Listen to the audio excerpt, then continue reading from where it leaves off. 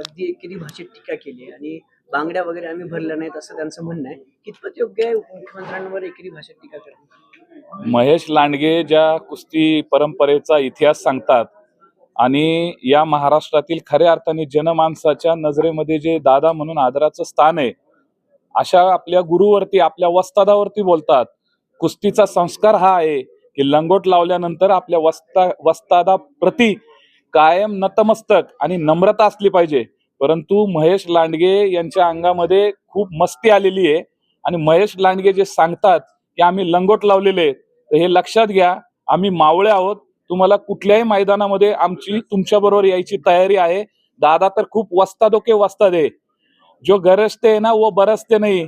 त्यामुळं पिंपरी चिंचवडमध्ये तुम्हाला काय होणार आहे, येणाऱ्या काळामध्ये तुम्हाला तिथली जनता धडा शिकविल. परंतु तुम्हाला कुठला आसमानी डाव दाखवतील हे लोकच ठरवतील. कारण तुम्ही ज्या संस्कारामधून तयार झालेले आहात, हे संस्कार एका गल्लीतल्या गुंडाला सुद्धा लाजवतील. अशा पद्धतीचं तुमचं जे बोलणं आहे ते अत्यंत चुकीचं आहे. या महाराष्ट्राला माहिती आहे की माननीय अजितदादांचं काम काय आहे आणि म्हणून पिंपरी चिंचवडच्या प्रश्नावरती बोलायचं नाही का?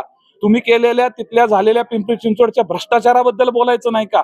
जी पिंपरी चिंचवड अत्यंत संपन्न होती, जिथं चांगल्या ठेवी होत्या, जिथे अनेक भ्रष्टाचाराची एवढी मोठी प्रकरणं घडली आणि त्या पिंपरी चिंचवड मध्ये आज तुम्ही तिथले स्थानिक कारभारी म्हणून स्वतःला समजून घेता, तर तुमच्या कारभाराची लक्तर वेशीवरती टांगल्यानंतर तुम्हाला जे वाईट वाटतं ना, तुम्ही दादांवरती अशा पद्धतीची जी भाषेचा वापर करताय, त्या भाषेला तुमच्याच भाषेमध्ये आम्ही उत्तर देऊ शकतो. परंतु आमच्यावरती सुद्धा संस्कार आहेत आणि ते संस्कार आम्ही जपतो. ठीक, ओके, थँक्यू.